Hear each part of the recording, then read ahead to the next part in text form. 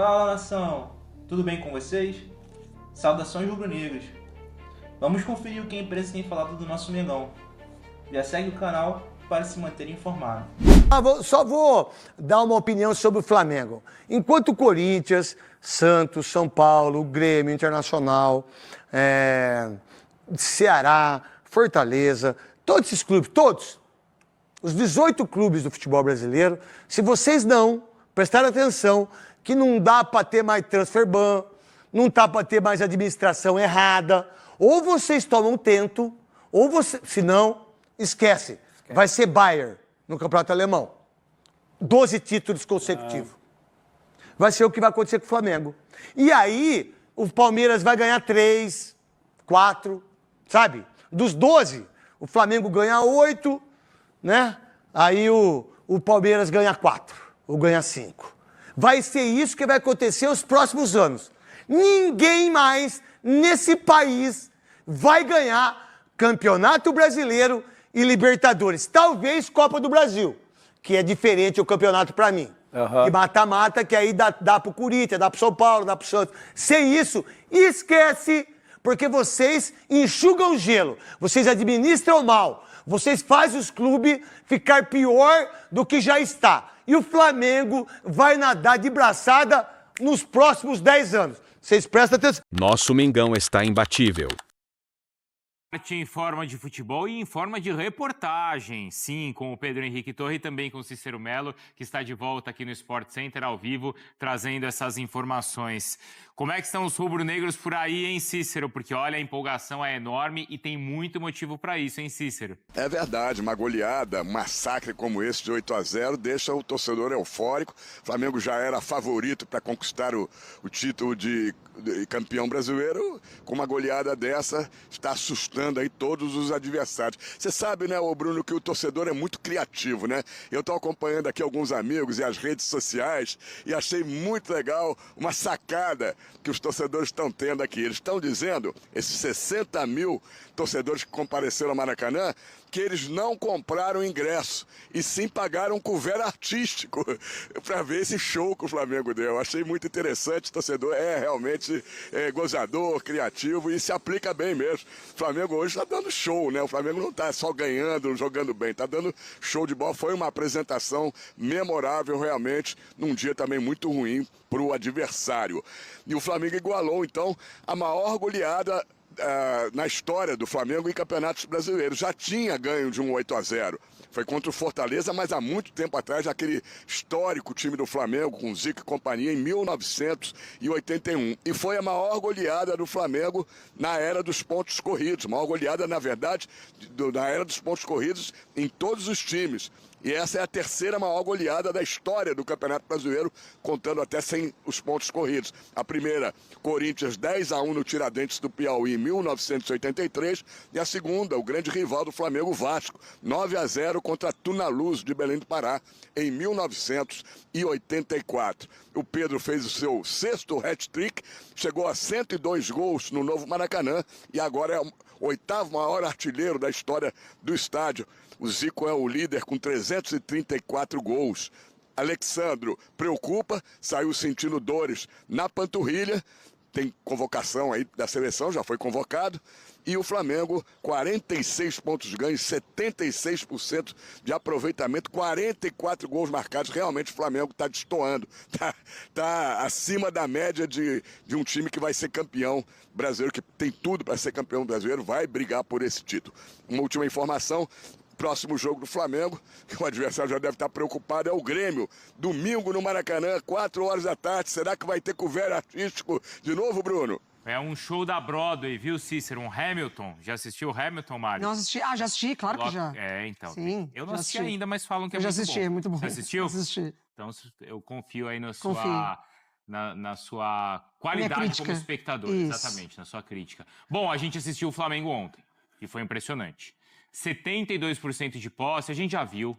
20 finalizações já vimos. 11 no alvo também. Agora, 900 ações com a bola e 42 ações na área do rival. E isso, claro, é impressionante, além do que mais chama a atenção, obviamente, que é a goleada por 8-0, como a gente já mostrou, o Cícero destacou, a maior goleada da era dos pontos corridos. É curioso, né, Jailson, porque a nossa primeira reação e as duas primeiras perguntas para o Felipe Luiz foram assim, e o linha de passe foi aberto assim, e você falou isso também no começo, e eu falaria também. Nossa, vamos falar o que disso, né? Parece que a gente gosta de tragédia, né? De coisa ruim, porque assim, tem tanta coisa maravilhosa pra gente falar desse jogo, né, Jailson? Coisa ruim voltou. Porque assim, é isso, né? 3 minutos já, é impressionante como eu acho que do jogo do Inter, dos confrontos do Inter pra cá, as coisas se encaixaram. Saúl, né? Essa foi a peça de encaixe?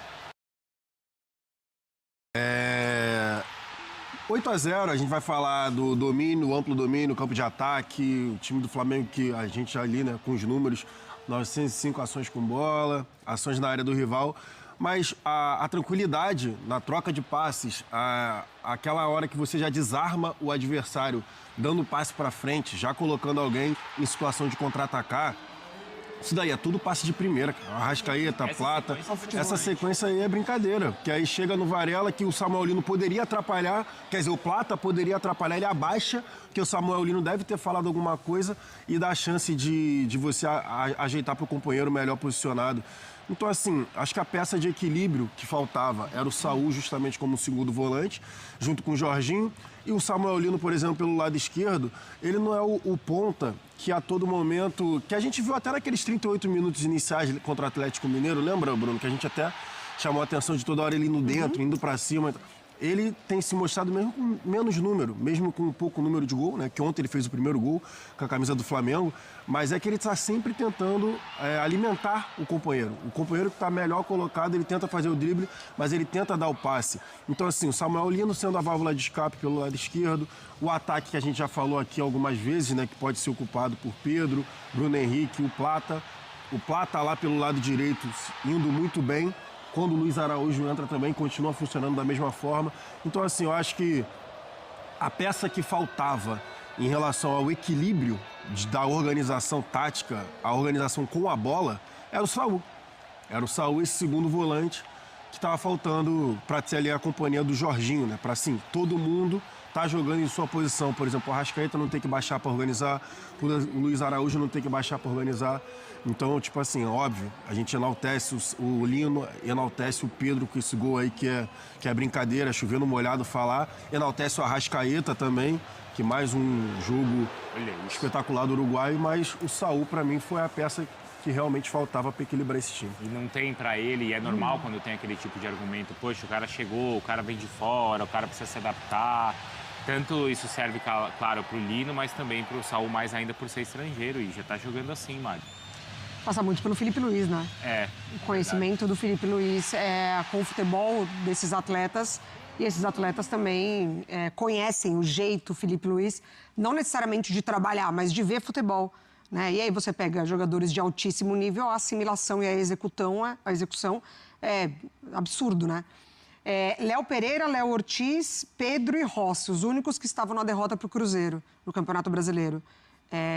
Desse time que entrou titular, meio de campo diferente entre os volantes, Jorginho e Saúl. Cebolinha estava do lado esquerdo, é o Samuel Lino. Muita coisa mudou, né, na forma de jogar do Flamengo. Se a gente pensa na introdução desses jogadores, não necessariamente na visão do Felipe Luiz de jogar, mas do jogo do Flamengo mesmo. Como incorporou e se tornou, assim, visualmente até mais simples, né? Fácil, né, dos jogadores conseguirem implementar o que o Felipe Luiz perde. É muito curioso, né? O Campeonato Brasileiro é maravilhoso, porque o Flamengo tem só 2 derrotas na competição. Uma delas é para o Santos, que foi goleado pelo Vasco. Verdade. Que já não consegue mais vencer ninguém, praticamente, né? O Vasco. É tudo muito do que o Flamengo pode oferecer. Porque a gente vai falar de mercado, a gente vai falar do treinador, a gente vai falar de como essa diretoria e essa nova presidência, ela se cercou de pessoas mais profissionais, de pessoas com entendimento do mercado, das suas áreas. O Flamengo, de antigamente, ele também contratava bons jogadores. Mas quando o Felipe Luiz ontem ele fala de contratar, pontuais mesmo. Mas foram bem pontuais. Aí a gente tem que falar do Mickey, né? O Johnston. O rapaz lá do West Bromwich, que seria seria contratado e todo aquele barulho das redes sociais da torcida do Flamengo. E aí, enfim, o Boto, toda a comissão ali, eles desistem da contratação e aí eles vão atrás dos outros nomes mais pesados, né? Que aí que foi Samuel Lino, o próprio Royal. Emerson Royal, que aí, o Carrascal, que aí abriram o cofre, né? Depois da resposta que a torcida deu, abriram um cofre e agora tá aí o time do Flamengo, que ontem mesmo, tá até falando com os amigos, o Alexandre se machuca, entra o Vinha. Exatamente. E ainda tem o Ayrton Lucas, sabe? Aí, aí na zaga a mesma coisa, ainda tem o Danilo, que não tá jogando. Se você for parar pra ver. O Emerson Royal, banco do Varela. Bom, nos pontos, De La Cruz. então, o Samuel Lino tá aí, mas você tem os outros pontos todos. De La Cruz ainda, cara. De La Cruz, é De La verdade. Plata num nível o absurdo, Eric. colocando o Luiz Araújo no banco. O Plata. E o Luiz Araújo, a gente falava que talvez fosse até o jogador Que mais você não necessário. mexeria, exatamente. Pulgar vai voltar no banco, porque... Pulgar. Mentira. Ainda tem o Pulgar. E assim, como o Flamengo faz com alegria isso, né? E acho que isso... Sabe o que mais me impressionou ontem? Assim, a Mari destacou muito bem o Felipe Luiz. É a forma que o Flamengo continuou jogando. Então, que era isso que a torcida cobrava muito. Exato. Porque era um time que muitas vezes era arame liso, de ficar tocando a bola de um lado para o outro, de um lado para o outro, e não conseguia agredir o seu adversário.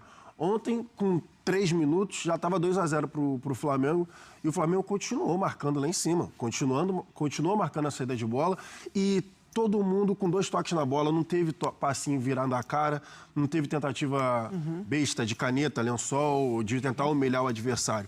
Todo mundo continuou jogando da forma que o Felipe Luiz está falando, até na hora da transmissão, né? A repórter, agora eu não lembro quem foi, falando que o Felipe Luiz não tinha dado uma instrução no primeiro tempo, que ele continuou de braço cruzado e calado durante o jogo. Vamos ficar atentos às movimentações durante a semana. E curte o vídeo. Até logo. Saudações rubro-negras.